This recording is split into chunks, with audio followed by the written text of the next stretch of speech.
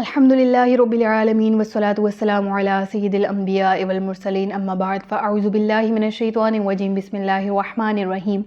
یا رب لک الحمد کما ینبغی لجلال وجہک وعظیم سلطانک رب اشرح لی صدری ویسر لی امری واحلل عقدۃ من لسانی یفقہوا قولی رب زدنی علما۔ السلام علیکم ورحمۃ اللہ وبرکاتہ۔ پارہ نمبر 22 سورۃ فاطر، اردو ترجمہ اور تفسیر، آیت نمبر 60 تک ہم نے گزشتہ اسباق میں پڑھ لیا تھا۔ آج کے سبق میں رکوع نمبر 2 آیت نمبر 8 سے باقاعدہ آغاز کر رہے ہیں، جس میں اللہ رب العزت ارشاد فرماتا ہے افمن زُجِّنَ لَهُ سُوءُ عَمَلِهِ فَرَآهُ حَسَنًا فَإِنَّ اللَّهَ يُضِلُّ مَن يَشَاءُ وَيَهْدِي مَن يَشَاءُ۔ ذکر ہوتا ہے کہ کیا وہ شخص جس کے لیے اس کا برا عمل خوبصورت بنا دیا گیا تو وہ اسے اچھا ہی سمجھتا ہے، کیا وہ ہدایت یافتہ آدمی جیسا ہو سکتا ہے؟ تو بے شک اللہ گمراہ کرتا ہے جسے چاہتا ہے اور راہ دکھاتا ہے جسے چاہتا ہے۔ آیت کی تفسیر کافی ریلیٹیبل ہے، ہم تمام کے حالات سے بھی اور اس ملک کے حالات سے بھی، اور بحیثیت امت اجتماعی طور پر ہماری کیا حالت ہے اس سے بھی کافی ریلیٹ کرتا ہے۔ آیت کا مفہوم دیکھیے گا کہ ابتدا میں جب انسان گناہ کرتا ہے نا تو اس کا دل اسے ملامت کرتا ہے اور اس کے رویہ کے خلاف سخت احتجاج کرتا ہے، انسان کا ضمیر اس کو اکساتا ہے توبہ کی طرف جاؤ، یہ تم نے کیا کیا، یہ تم سے کیا ہو گیا۔ لیکن وقت گزرنے کے ساتھ ساتھ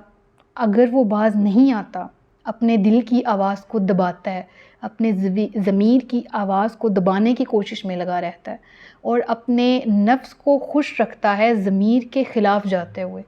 اپنی روح کے مرجانے کو پسند کرنے لگتا ہے اور اپنے جسم کا زیادہ خیال یعنی ظاہری بناوٹ کی طرف جاتا ہے، مٹیریلسٹک دنیا کی طرف جاتا ہے، اور وہ جو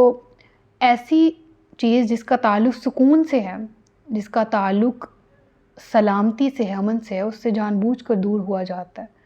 چند دن کی زندگی، چند دن کی خواہشات اور تھوڑے سے گلیمر کے پیچھے اگر وہ باز نہیں نہ آتا اور اس طرف جاتا رہتا ہے تو پھر وہ دل کی آواز، ضمیر کی آواز جو ہے نا وہ مدھم پڑتی جاتی ہے یا اس کے کان بہرے ہوتے جاتے ہیں کہ فطرت سلیمہ کی صدائے احتجاج اسے سنائی ہی نہیں دیتی، اور اس کے بعد ایک ایسا مرحلہ آتا ہے کہ گناہ محسوس ہوتا ہی نہیں ہے اور وہ چیز اسے بھلی نظر آنے لگتی ہے جس میں وہ رہ رہا ہوتا ہے۔ اور یہی وہ مرحلہ ہے، یہی لائف کی وہ سچویشن ہے کہ جس کے بارے میں رب فرماتا ہے کہ جب کوئی شخص ایسے مرحلہ پر پہنچ جاتا ہے تو وہ تقریباً ایک لا علاج مریض ہے، جس کے بارے میں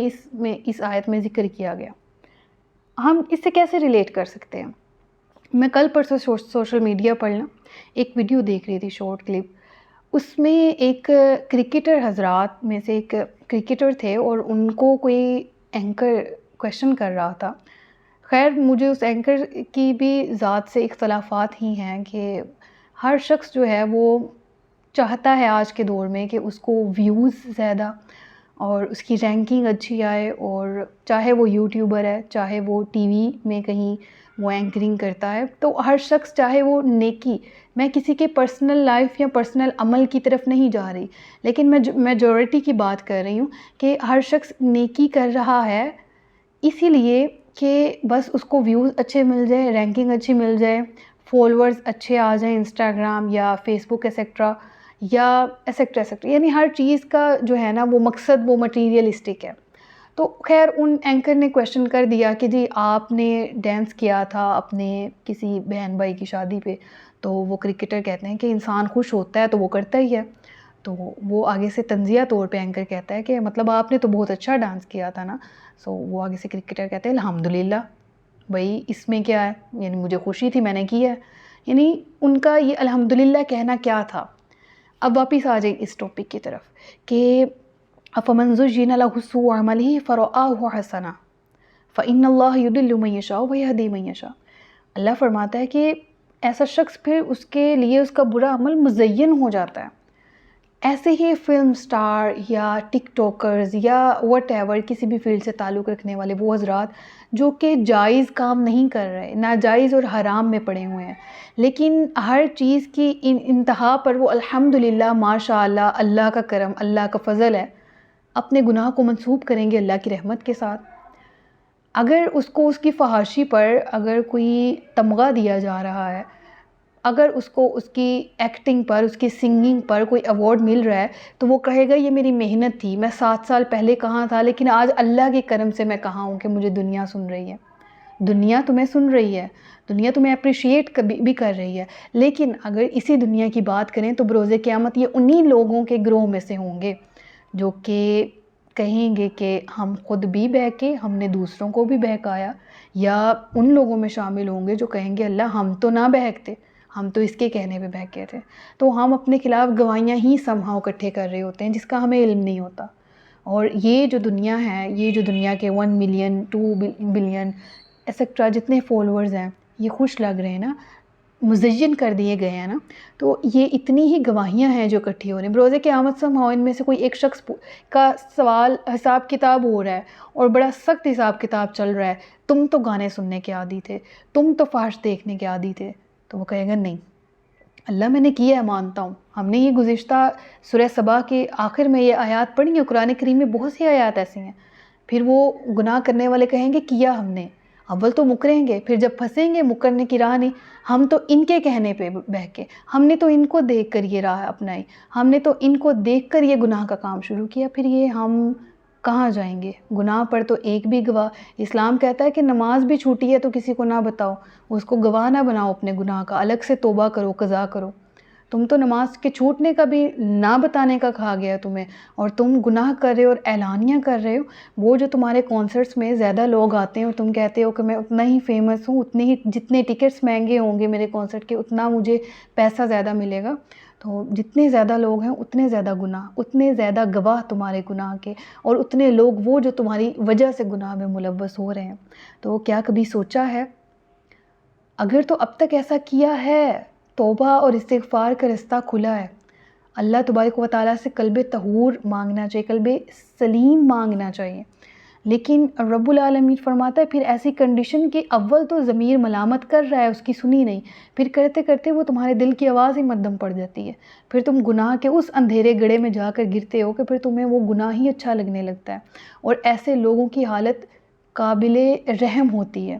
جو کہ گناہ کرتے ہوئے اس گناہ پر اکڑتے ہیں، اس گناہ پر نہ صرف اکڑتے ہیں بلکہ فخر محسوس کرتے ہیں، بلکہ اگر فلم اچھی بنا لی، اس پر کاروبار اچھا آ گیا، اس پر اس کے ٹکٹس مہنگے بکے، اس نے ریکارڈز تمام توڑ دیے، اللہ کی ذات کا شکر ہے، کرم ہے مالک کا۔ سود پر فیکٹری قائم کی، سودی نظام چل رہا ہے، آئے دن ڈیلی کا 1 کروڑ 2 کروڑ منافع مل رہا ہے، اللہ کی ذات کا شکر ہے۔ رشوت لے دے کے کاروبار اپنا سیٹل کیا، اس سے اپنی اولاد کی شادیاں کی، اولاد کی پرورش کی، اللہ کا بڑا شکر ہے، اللہ کا دیا سب کچھ ہے۔ اپنے گناہوں کو پھر اللہ کی طرف منسوب کرنا، اللہ کی رحمت کی طرف منسوب کرنا، اور کہنا کہ ہم جس حال میں آج ہیں وہ بہتر ہے، تو اس سے زیادہ بڑی قابل رحم حالت کیا ہوگی؟ پھر اللہ یہاں پر ذکر کر رہا ہے فَإِنَّ اللَّهَ يُضِلُّ مَن يَشَاءُ وَيَهْدِي مَن يَشَاءُ، اللہ جسے چاہتا ہے۔ اس سے مراد کیا ہے کہ پھر جو ہدایت لینا چاہتا ہے اس کو اللہ ہدایت دیتا ہے، اور جو گمراہی چاہتا ہے، گمراہی پسند کرتا ہے، پھر وہ گمراہ کر دیا جاتا ہے۔ تو پھر ذکر ہوا فَلَا تَذْهَبْ نَفْسُكَ عَلَيْهِمْ، اے نبی آپ کی جان نہ گھلے ان کے حسرات، ان کے غم سے آپ کی جان نہ گھلے۔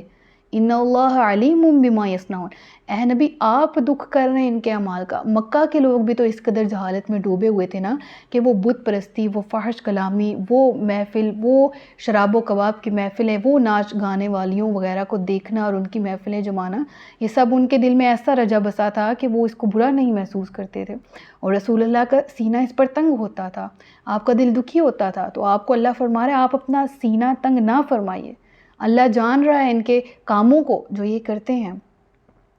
لہٰذا آج بھی رسول اللہ صلی اللہ علیہ وآلہ وسلم کو اپنے ذہن میں، اپنے تصورات میں لا کر سوچیں کہ آج ہی سامنا ہو گیا قیامت کے دن اللہ تبارک و تعالیٰ سے، اور آج ہی سامنا ہو گیا رسول اللہ سے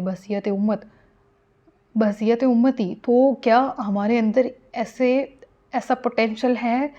کہ ہم اللہ کے نبی کے سامنے کھڑے ہو سکیں کہ ہاں میں فلاں بنت فلاں، میں فلاں ابن فلاں آپ کی امت کا حصہ ہوں اور یہ میرے اعمال ہیں؟ تو ہم تمام کو تدبر کی ضرورت ہے۔ اللہ فرمائے ان اللہ علیم بما یصنعون، بے شک اللہ جان رہا ہے، اللہ جاننے والا ہے جو یہ کر رہے ہیں۔ واللہ الذی ارسل الریاح فتثیر سحابا فسقناہ الی بلد میت فاحیینا بہ الارض بعد موتها کذالک النشور۔ پھر ہاں وہ ان بادلوں کو لیے جاتی ہے، بادل کہاں جاتے ہیں؟ بلد میت، مردہ شہر کی طرف۔ فاحیینا بہ الارض بعد موتها، پھر وہ مردہ زمین کو زندہ کر دیتے ہیں، بجھے ہوئے چہروں کو شاداب کر دیتی ہے یہ بارش۔ اور جو بلد میت سے مراد کیا ہے؟ وہ زمین جو بنجر ہے، جو بارش کے انتظار میں ہے، اللہ فرماتا ہے فَأَحْيِنَا، ہم اسے زندگی دے دیتے ہیں بعد اس کی موت کے۔ کذالک النشور، اور بالکل اسی طرح قبر سے بھی اٹھایا جائے گا۔ تو مردہ زمین کے زندہ کرنے سے مثال دی گئی، اور پھر کہا گیا کذالک النشور، اسی طرح تم بھی مردہ ہوگے، تمہیں بھی وہ زندہ کرنے پر قادر ہے۔ جس طرح ایک زمین کو اس کے بننے کے بعد دوبارہ پانی کے ذریعے زندہ کیا جاتا ہے، تو یہ مثال اہل عرب کو دی گئی جو کہ ایک صحرائی زندگی میں تھے اور بارش کے ہمیشہ ویٹ میں رہتے تھے۔ تو اس دور میں جب وہ کہتے تھے کہ ایسا تو امپوسیبل ہے کہ ہم مر گئے تو کیسے زندہ کیے جائیں گے، اللہ فرماتا ہے کہ یا یہ تمہارے سامنے جو صحرا کی سرزمین ہے، یہ تپتی ہوئی ریت ہے اور یہ گرم صحرا ہے، اور تم خانہ بدوش قوموں کے جہاں ذرا سا پانی نظر آئے وہاں اپنے خیمے لگا لیتے ہو۔ عرب کو کہا اس لیے جاتا ہے نا گھومنے والے، تو وہ سرزمین میں گھومتے رہتے تھے، جہاں پر انہیں پانی نظر آتا وہاں اپنے خیمے نصب کر لیتے رہتے، پانی ختم ہوتا وہاں سے چل پڑتے۔ تو ان لوگوں کو کہا گیا کہ تمہارے لیے بھی تو پانی اترتا ہے نا، وہ زمین کو شاداب کر کے جاتا ہے نا،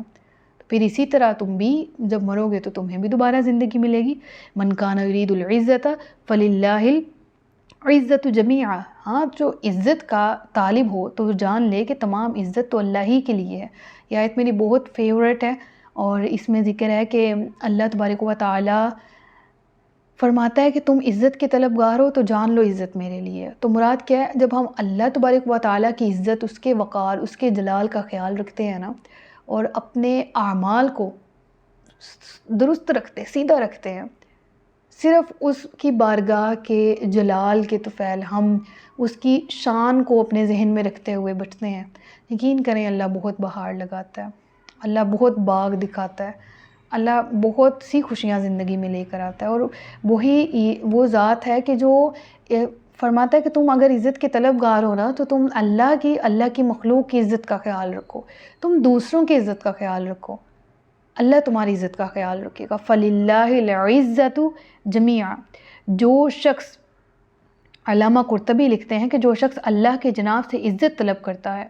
اور اپنی اس طلب کی صداقت کو اپنی عاجزی اور نیاز مندی سے سچا ثابت کرتا ہے تو اللہ کی جناب سے وہ اس عزت کو پا لے گا، اور وہ عزت اس سے روکی بھی نہیں جائے گی اور اس سے چھینی بھی نہیں جائے گی۔ اللہ اکبر۔ اور پھر اس کے بعد ذکر ہوا کہ الیہ یصعد الکلم الطیب والعمل الصالح یرفع، اور یہاں پر کیا ذکر ہے کہ اسی کی طرف چڑھتے ہیں یا اسی کی طرف بلند ہوتا ہے پاکیزہ کلام، اور نیک اعمال اسی کی طرف بلند ہوتے ہیں۔ تو یہاں کیا مراد ہے؟ علماء فرماتے ہیں کہ یہاں پر جو کلم الطیب ہے اس سے مراد اللہ کا ذکر ہے، اللہ کا کلام ہے، جو اللہ تبارک و تعالی ہر وہ کام جس میں خیر ہو نا، جس میں خیر کا ایلیمنٹ موجود ہو، ایمان ہو، عمل صالح ہو، ٹھیک ہے، تو وہ تمام چیزیں اس میں تمام کاؤنٹ ہو کر آ جائیں گی کلم الطیب والعمل الصالح میں، ٹھیک ہے۔ تو یہاں پر مراد کیا ہے کہ پاکیزہ کلام کو عمل صالح بارگاہ الہی میں قبولیت سے مشرف کرتا ہے۔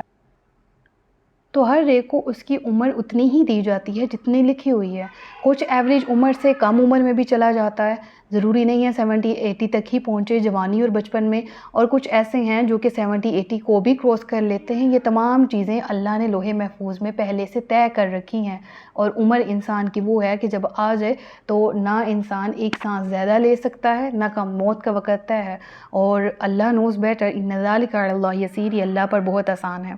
اور پھر ذکر آتا ہے وما یستوی البحران ھذا عذب فرات سائغ شرابہ وھذا ملح اجاج، اور یکساں نہیں ہو سکتے پانی کے دو ذخیرے، یہ ایک میٹھا ہے بہت شیریں اور اس کا پینا بہت خوشگوار ہے، اور یہ دوسرا سخت نمکین اور کھاری تلخ۔ پانی کے دو ذخائر کی مثال دے رہا ہے، ٹھیک ہے، ایک میٹھا اور ایک شیریں، لیکن اللہ فرماتا ہے وَمِن كُلٍّ تَأْكُلُونَ لَحْمًا طَرِيًّا، اگر تم ان میں سے مچھلیوں کو کھاؤ، یعنی اگر سمندر کا پانی دیکھا جائے تو وہ نمکین ہوتا ہے، اس کی مچھلی کھائیں۔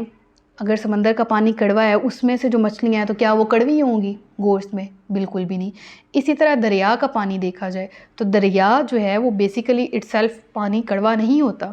اور اس میں سے کیا اگر وہ پانی میٹھا ہے تو مچھلیوں کا گوشت بھی جو ہے وہ میٹھا ہوگا؟ نہیں، لحمن طریہ، تازہ گوشت، یعنی پانی پر اطلاق نہیں ہے جانوروں کی حیت کا، پانی سمندر کا ہو یا دریا کا ہو، بحران ھذا عذب فرات سائغ شرابہ وھذا ملح اجاج، کڑوا ہے یا میٹھا ہے، اس کے اندر سے جو گوشت نکل رہا ہے وہ لحمن طریہ ہے۔ وَتَسْتَخْرِجُونَ حِلْيَةً تَلْبَسُونَ، اور اس میں سے زینت کا تم سامان نکالتے ہو جسے تم پہنتے ہو، مراد زیورات ہیں، مراد وہ معدنیات ہیں جن سے زیور بنتے ہیں جو زیر سمندر پائے جاتے ہیں۔ وَتَرَى الْفُلْكَ فِيهِ مَوَاخِرَ، اور تم دیکھتے ہو کشتی کو جو کہ چیرتی ہوئی جاتی ہے، کس کو؟ پانی کو، لِتَبْتَغُوا مِنْ فَضْلِهِ، تاکہ تم اللہ کا فضل تلاش کر سکو، وَلَعَلَّكُمْ تَشْكُرُونَ، اور تاکہ تم شکر ادا کرو۔ یولج اللیل فی النہار، وہ داخل کرتا ہے کبھی رات کے ایک حصہ کو دن میں، وَيُولِجُ النَّهَارَ فِي اللَّيْلِ، اور پھر دن کو رات میں داخل کرتا ہے، وَسَخَّرَ الشَّمْسَ وَالْقَمَرَ كُلٌّ يَجْرِي لِأَجَلٍ مُّسَمًّى، تمام جو ہیں وہ اپنے ایک مدار میں تیر رہے ہیں، تمہارے لیے مسخر کر دیا گیا سورج کو بھی اور چاند کو بھی۔ ذَلِكُمُ اللَّهُ رَبُّكُمْ لَهُ الْمُلْكُ، یہ تمہارا اللہ ہے، ذالکم اللہ، یہ اللہ ہے تمہارا رب، لہ الملک، اسی کے لیے بادشاہی ہے، والذین تدعون من دونہ ما یملکون من قطمیر، اللہ اپنا تعارف کرواتے ہوئے اتنی کائنات، اتنی وسیع کائنات، اللہ فرماتا ہے کہ میں نے پیدا کی، میں بنانے والا ہوں، میں نے تمہارے لیے سورج، چاند، ستارے، زمین، آسمان، رات کا آنا جانا، موسم، بادل، ہر چیز کو تمہارے لیے بنایا، یہ تمہارا رب ہے، اللہ تمہارا رب ہے، لہ الملک، تمام بادشاہی اسی کے لائق، والذین تدعون، اور وہ جنہیں تم اللہ کے سوا پوجتے ہو، اللہ کے علاوہ، من دونی، اللہ کے سوا پوجتے ہو، ما یملکون من قطمیر، ارے وہ تو ایک قطمیر کے مالک بھی نہیں ہیں۔ قطمیر جو ہے بیسیکلی کسے کہتے ہیں؟ کھجور کے، اگر یہاں پر میں آپ کو تعارف کرواؤں، اور کھجور کی مثالیں کیوں اہل عرب کو زیادہ دی گئی تھی؟ کیونکہ وہ ان کے کھانے میں شامل تھی، ان کے ڈائٹ میں، اور ان کی زندگی کا گزر بسر زیادہ تر کھجوروں کے ساتھ ہوتا تھا، لہٰذا اس کا ذکر یہاں پر کیا گیا مثال میں۔ الغرض یہ کہ ان کی بنیادی غذائی جنس تھی کھجور، اور کھجور کے لیے مختلف الفاظ استعمال ہوئے، کچھ جگہ قطمیر کا، کہیں پر فتیل کا ذکر بھی آیا، تو ان میں ڈفرینشیٹ کیا ہے؟ کھجور کی گٹلی کے اوپر جو باریک سی جھلی ہوتی ہے نا، اسے قطمیر کہا جاتا ہے، اور فتیل وہ باریک سا داغا ہے جو کھجور کی گٹلی کی ناف کے اندر ہوتا ہے۔ تو یہ چیز سمجھانے کے لیے میں نے ایک امیج بھی ایڈ کیا آج کی سلائیڈ میں۔ اللہ تبارک و تعالیٰ اپنی ذات کی بادشاہت کا تعارف کرواتے ہوئے پوری کائنات کی تخلیق اور اس کے مسخر کیے جانے کا ذکر کرتا ہے قرآن میں، اور فرماتا ہے اے انسان یہ تمام چیزیں تیرے لیے بنائیں، مسخر کر دیں، وسخر الشمس والقمر، پھر وہ تمام اپنے مدار میں تیر رہی ہیں، پھر فرماتا ہے ذالکم اللہ، یہ اللہ ہے جو تمہارا رب ہے، ہاں تم جسے پوج رہے ہو، تم اللہ کے سوا جن بتوں کی عبادت کر رہے ہو، جن کو اپنا حاجت روا سمجھتے ہو، ما یملکون من قطمیر، انہوں نے تو یہ تک نہ بنایا۔ تو کھجور کی گٹلی کے اوپر جو چھلکا ہے اس کو قطمیر کہا جاتا ہے، جس کا ذکر یہاں پہلے نمبر پر کیا گیا، ٹھیک ہے۔ اس کے بعد الفتیل، جو کہ کھجور کی گٹلی کے درمیان سے ایک باریک سا چھلکا نکلتا ہے، اور النقیر جو ہے وہ کہا جاتا ہے اس چھلکے کے اندر بھی ایک چھوٹا سا نقطہ نما ایک دھاگا، ایک باریک سی جھلی۔ تو قرآن کریم کی اس مثال میں جو ذکر آیا وہ اس چیز کا آیا کہ جس کو تم اللہ کو چھوڑ کر پوجتے ہو، وہ تو ایک قطمیر بنانے کے بھی مالک نہیں ہیں، اور ان کی تو بے بسی کا عالم یہ ہے کہ وَإِن تَدْعُوهُمْ لَا يَسْمَعُوا دُعَاءَكُمْ، اگر تم انہیں پکارتے ہو تو وہ تمہاری دعا نہیں سنتے، تمہاری پکار نہیں سنتے، وَلَوْ سَمِعُوا مَا اسْتَجَابُوا لَكُمْ، اور اگر بالفرض وہ سن بھی لیں تو تمہاری التجا کو وہ قبول ہی نہیں کر سکتے۔ وَيَوْمَ الْقِيَامَةِ يَكْفُرُونَ بِشِرْكِكُمْ، اور قیامت کے دن وہ تمہارے شرک سے انکار کر دیں گے۔ وَلَا يُنَبِّئُكَ مِثْلُ خَبِيرٍ، اور باخبر خدا کی طرح اور جاننے والے خدا کی طرح تجھے کوئی نہ بتائے گا۔ یعنی اے سننے والے، صحیح حالات سے تمہیں آگاہ کیا جا رہا ہے، اور آگاہ کرنے والا وہ رب ہے جو ظاہر، باطن، جلی، خفی ہر چیز سے خبردار ہے۔ اب تو خود سوچ کہ کوئی اور ایسی ہستی ہے جو اس خبیر اور علیم کی طرح حقائق اور صداقتوں سے تجھ کو اس طرح آگاہ کر سکتی ہے؟ ہرگز نہیں، بالکل بھی نہیں۔ تو تم عقل کا استعمال کیوں نہیں کرتے؟ تم تدبر کیوں نہیں کرتے؟ صدق اللہ العلی العظیم و صدق رسولہ النبی الکریم۔ سچ فرمایا اللہ نے جو عظمت والا ہے۔ اپنا بہت سا خیال رکھیے گا، مجھے دعاؤں میں یاد رکھیے گا۔ تاجدار ختم نبوت زندہ باد، پاکستان پائندہ باد۔ السلام علیکم ورحمۃ اللہ وبرکاتہ۔